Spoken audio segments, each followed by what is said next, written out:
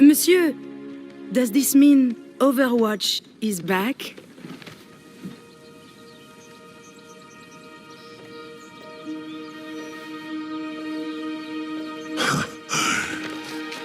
No. What's up, everybody? It's Shadow Ninja here. Welcome back to Rage Quit. Apologies before we get into this video if I sound a little off. I just got back from having, you guessed it, COVID. Yep, we're still getting that around here, I guess.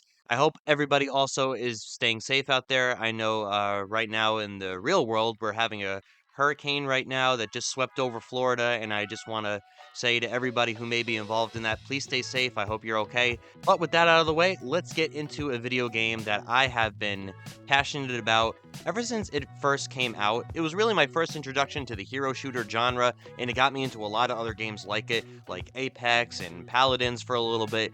You guys can probably guess what I'm talking about now. It's Overwatch. I'm not going to say Overwatch 1 or Overwatch 2, just Overwatch as a whole, and I'm going to tell you exactly what I feel about this game and how it started off so great, and over the years it has gone downward arrow from there. So, once upon a time, there was a game called Overwatch, a 6v6 hero shooter game, objective-based game, which lets you play as over 30 different characters with unique abilities and passives and ultimates, and they were all bracketed up into these little subsections that kind of gave you an idea of what their playstyle was. You had your standard run-of-the-mill damage characters, which their only real job on the battlefield was to just frag out, do as much damage, get a lot of kills. They were squishy, didn't have a lot of health, but they packed a punch. You have your tank characters, which, depending on who you pick, they don't really do a whole lot of damage, but they have a lot of health, and they also had shield abilities to block damage and protect their allies. And then you had your healer characters, which, you guessed it, they run around the battlefield healing everybody and making sure everybody stays alive. So you guys kind of get the synopsis of what this game is all about. It is a very team-focused game. It requires a lot of teamwork, a lot of communication, in some instances, a lot of luck. I played competitively for a couple of years. I absolutely fell deep into the game, especially when the loot boxes were out and all these events and you could get all these cool skins. But this is where the problem starts. Way back when Overwatch 1 was still a thing, there were things called loot boxes. Now, I know some of you are probably wincing at the thought of loot boxes right now because you've probably played games like Star Wars Battlefront or other fucking games that tried to monetize this thing into the ground. What these loot boxes essentially did, for those of you who don't know, was they gave you a random array of 5 items of any bracketed rarity. They could be skins for your characters, or they could be voice lines, or banner icons, poses, emotes, you name it, and all the loot boxes that you could possibly want could be gotten for free, or you could spend a little cash and get them. You could get these loot boxes by leveling up or doing challenges, and I thought this was a great way to keep releasing content, keep releasing skins and stuff, and giving the player the option to buy them up front or grind them out and earn them the hard way through the loot boxes by chance. I thought that this was the perfect way to acquire skins and content in Overwatch, considering that all the players who had the game already purchased the game for $60. And this is where the problems keep continuing, because a couple years after Overwatch 1, and I mean, granted, Overwatch 1 released so many heroes, so many skins, content, and all Overwatch players were under the impression that Overwatch 2 was going to be its own separate game away from Overwatch 1, bringing back existing characters and keeping the flow of content moving just the same as Overwatch 1 did, but also releasing a PvE operations mode similar to how Space Marine 2 does it. But it seems that everybody was wrong. Overwatch 2 wasn't going to be its own game. It was going to be merged with Overwatch 1, which meant it was going to get rid of the loot boxes, it was going to get rid of the level up system, in favor of the almighty Battle Pass and shop system. Oh my god. What did I talk about in my last video? About every single game coming out now having a Battle Pass or a shop, games that you've already purchased before years ago, now coming out with this free-to-play model, which will get new players for sure, but it screws over the old players.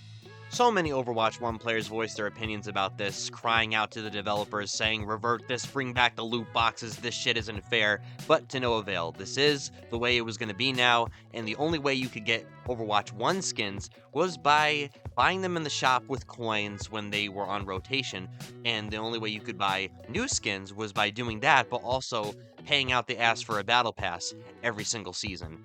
Man, this shit was not fun. I didn't like it one bit, but that isn't even really the least of Overwatch 2's problems, because there will always be people buying skins. Now that they're coming out with these collabs and stuff and making the characters look like things from Transformers or My Hero Academia, yeah, there is always going to be a market for this. People will eventually get tired of complaining and they'll just kind of accept it for how it is, I guess, but one of the main issues with Overwatch 2 was their promise of giving us a PvE operation system, which to this day they still have not done. They have completely scrapped the idea. So really, putting a 2 in front of Overwatch was meaningless because all you really did was make the game from 6v6 to 5v5, added an extra mode, added some new maps and some new heroes, and you've completely taken away our way of freely getting these skins. Like, what the fuck, man?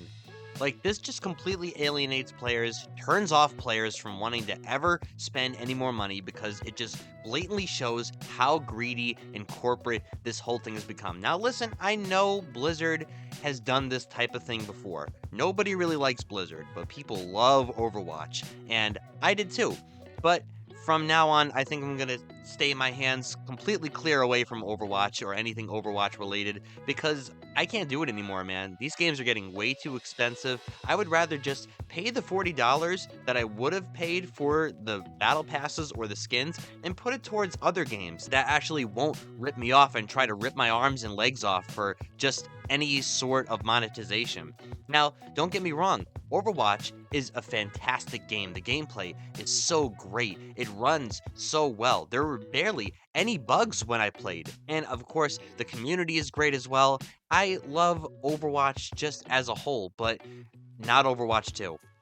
But I think this is going to wrap it up for me for this video. Just to be clear, if you guys loved Overwatch or still do and are continuing to play it, don't let me ruin your fun for you. Like I've said in other videos, like, it's your game, you can spend your money however you want.